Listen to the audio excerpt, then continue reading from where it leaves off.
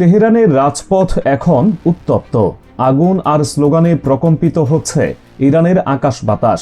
তবে যা দেখা যাচ্ছে তার পেছনের সত্য আরও অনেক বেশি গভীর এবং ভয়াবহ।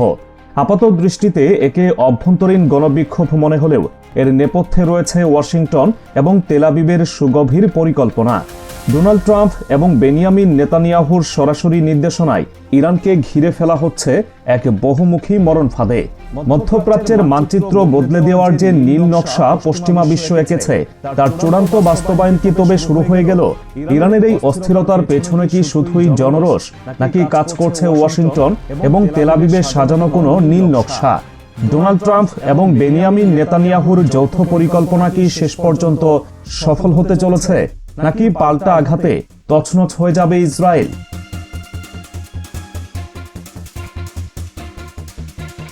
ইরানের বর্তমান পরিস্থিতিকে কেবল একটি সাধারণ সরকার বিরোধী আন্দোলন হিসেবে দেখার সুযোগ নেই। খোদ ইসরায়েলি গোয়েন্দা সংস্থা মোসাদ এবার প্রকাশ্যে স্বীকার করেছে, ইরানের অভ্যন্তরে সরকার পতনের আন্দোলনে তারা সরাসরি ইন্ধন যোগাচ্ছে। অর্থাৎ ইরানের সাধারণ মানুষের ক্ষোভকে পুঁজি করে সেখানে একটি অস্থিতিশীল পরিস্থিতি তৈরি করা হচ্ছে, যার মূল রিমোট কন্ট্রোল রয়েছে ইসরায়েল এবং আমেরিকার হাতে।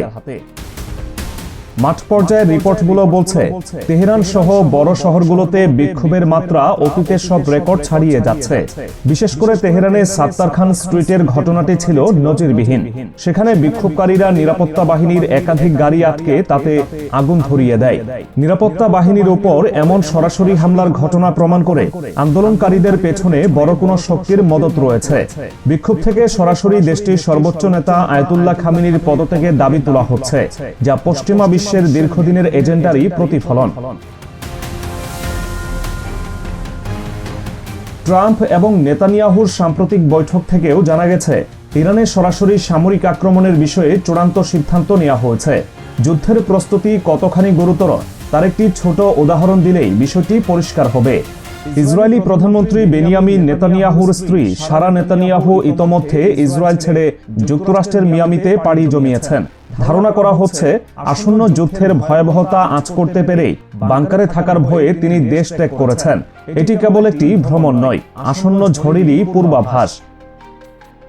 তবে ইরানও হাত গুটিয়ে বসে নেই। আয়াতুল্লাহ খামেনির প্রশাসন জানে এই লড়াই তাদের অস্তিত্ব রক্ষার লড়াই। তেহরান পরিষ্কার বার্তা দিয়েছে, যদি তাদের উপর কোনো আঘাত আসে তবে তারা হরমুজ প্রণালী বা স্ট্রেইট অফ হরমুজ পুরোপুরি বন্ধ করে দেবে। বিশ্বের তেল বাণিজ্যের লাইফলাইন বলা হয় এই রুটকে। ইরান যদি সত্যি এই পথ বন্ধ করে দেয় তবে বিশ্ব অর্থনীতি মুহূর্তের মধ্যে ধসে পড়বে। তেলের দাম আকাশচুম্বী হবে, আর সেই ধাক্কা সামলানোর ক্ষমতা আমেরিকা ও ইউরোপের নেই। ইরানের সর্বোচ্চ নেতা আয়াতুল্লাহ আলী খামেনির সামরিক উপদেষ্টা ইয়াহিয়া রহিম সাফাভি সম্প্রতি ইরানি গণমাধ্যমে যে বক্তব্য দিয়েছেন তা অত্যন্ত তাৎপর্যপূর্ণ। তিনি স্পষ্ট ভাষায় বলেছেন, আমরা ইসরায়েলের সঙ্গে চূড়ান্ত যুদ্ধের জন্য প্রস্তুতি নিচ্ছি। আমরা এখন কোনো যুদ্ধবিরতির মধ্যে নেই, বরং আমরা যুদ্ধের একটি পর্যায়ের মধ্যে অবস্থান করছি। সাফাভি আরও নিশ্চিত করেছেন, যুক্তরাষ্ট্র বা ইসরায়েলের সঙ্গে তাদের কোনো প্রটোকল অবশিষ্ট নেই। পরবর্তী যুদ্ধই নির্ধারণ করবে এই সংঘাতের শেষ কোথায়। অর্থাৎ তেহরান মানসিক এবং সামরিক উভয়ভাবেই একটি বড় সংঘাতের জন্য প্রস্তুত। পরিস্থিতি আরও জটিল হয়েছে কুর্দি বিচ্ছিন্নতাবাদীদের তৎপরতায়। গতরাতে ইসরায়েল এবং আমেরিকার মদতপুষ্ট কুর্দি প্যারামিলিটারি ফোর্স ইরানের সীমান্তে অনুপ্রবেশের চেষ্টা করেছিল। তাদের উদ্দেশ্য ছিল ইরানের ভেতরে নাশকতা সৃষ্টি করা। কিন্তু এখানে ঘটে গেছে এক অভাবনীয় ঘটনা। তুরস্কের গোয়েন্দা সংস্থা MIT এই অনুপ্রবেশের খবর আগে ভাগেই ইরানকে জানিয়ে দেয়। তুরস্কের দেওয়া তথ্যের ভিত্তিতে ইরানের ইসলামিক রেভলিউশনারি গার্ড কর্পস দ্রুত ব্যবস্থা নেয়। কুর্দি সূত্রগুলো নিশ্চিত করেছে, ইলাম এবং কেরমানশাহ প্রদেশে IRGC বাহিনীর হাতে পিজেকে বিচ্ছিন্নতাবাদীদের অধিকাংশ সদস্যই নিহত হয়েছে। তুরস্কের এরদোয়ান সরকার এবং ইরান সরকারের এই গোয়েন্দা সহযোগিতা থেকে প্রমাণ হয়, আঞ্চলিক শক্তি সমীকরণে আমেরিকা বড় ধরনের ধাক্কা খাচ্ছে।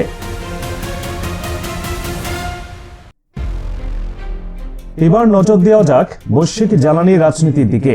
আমেরিকা খুব ভালো করে জানে, ইরানের সাথে যুদ্ধ শুরু হলে মধ্যপ্রাচ্য থেকে তেল আসা বন্ধ হয়ে যাবে। ইরান হরমুজ প্রণালী বন্ধ করবে, আর হিজবুল্লাহ লোহিত সাগর বা রেড সি অচল করে দেবে। এই দুই রুট বন্ধ হলে আমেরিকা সহ পশ্চিমা বিশ্ব ভয়াবহ এনার্জি ক্রাইসিসে পড়বে। এই সংকট মোকাবেলার জন্যই আমেরিকা আগাম সতর্কবার্তা হিসেবে ভেনেজুয়েলায় আগ্রাসন চালিয়ে তাদের তেল সম্পদ দখলে নিয়েছে, যাতে মধ্যপ্রাচ্যের তেলের অভাব পূরণ করা যায়।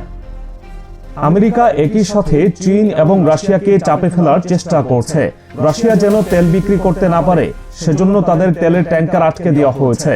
অন্যদিকে ভেনেজুয়েলার নতুন সরকারকে চাপ দেওয়া হচ্ছে যেন তারা চীনের সাথে সমস্ত তেল চুক্তি বাতিল করে।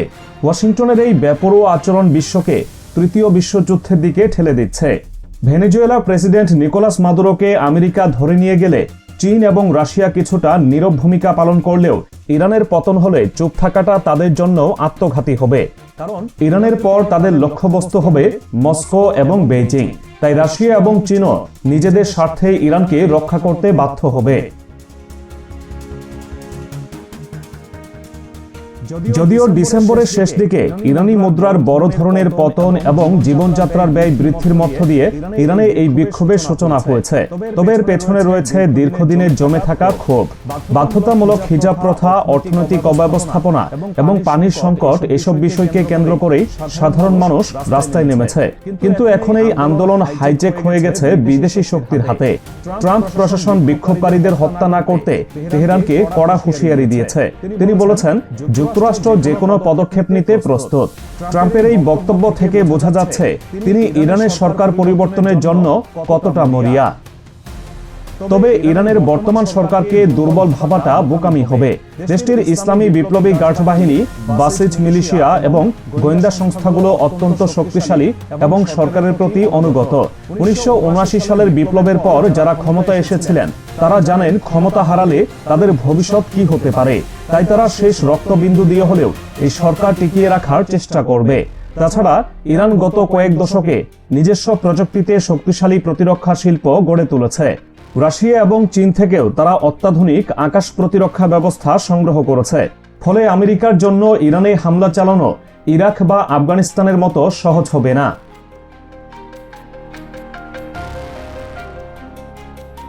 আন্তর্জাতিক পর্যবেক্ষকদের মতে বর্তমান বিশ্ব ব্যবস্থা পুরোপুরি ভেঙে পড়েছে।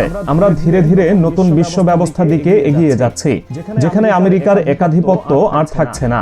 ট্রাম্প এবং নেতানিয়াহু হয়তো ভাবছেন সামরিক শক্তি দিয়ে তারা ইরানকে নতজানু করবেন, কিন্তু বাস্তবতা ভিন্ন। ইরানের হাতে থাকা মিসাইল এবং ড্রোন প্রযুক্তি ইসরায়েলের যে কোনো শহরের জন্য হুমকি। হিজবুল্লাহর কাছেও রয়েছে লক্ষাধিক রকেট, যা ইসরায়েলের আয়রন ডোমকে ভেদ করতে সক্ষম। ইরান ইস্যুতে ট্রাম্পের ভূমিকা বেশ রহস্যজনক। তিনি মুখে বলেছেন যে তিনি ইরানের সরকার পরিবর্তন চান না, কারণ তা 1979 সালের মতো রক্তক্ষয়ী হতে পারে। তিনি তার অগ্রাধিকার পশ্চিম গোলার্ধে রাখছেন বলে দাবি করছেন। কিন্তু তার কর্মকাণ্ড এবং নেতানিয়াহুর সাথে তার গোপন বৈঠক ভিন্ন কথা বলছে। ভেনেজুয়েলায় আমেরিকার আগ্রাসন এবং ইরানে মোসাদের তৎপরতা সবকিছুই একই সুতোয় গাঁথা। 9 কোটি 30 লাখ জনসংখ্যার দেশ ইরান। পারস্য উপসাগরের দীর্ঘতম উপকূল রেখা তাদের দখলে।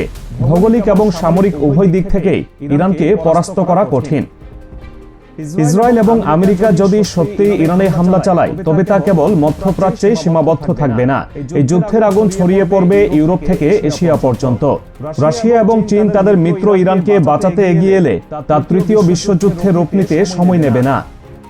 ইরান সরকার এখন অস্তিত্ব সংকটে, এটা সত্য, কিন্তু তাদের হাতেও রয়েছে পাল্টা আঘাত করার মতো যথেষ্ট বারুদ।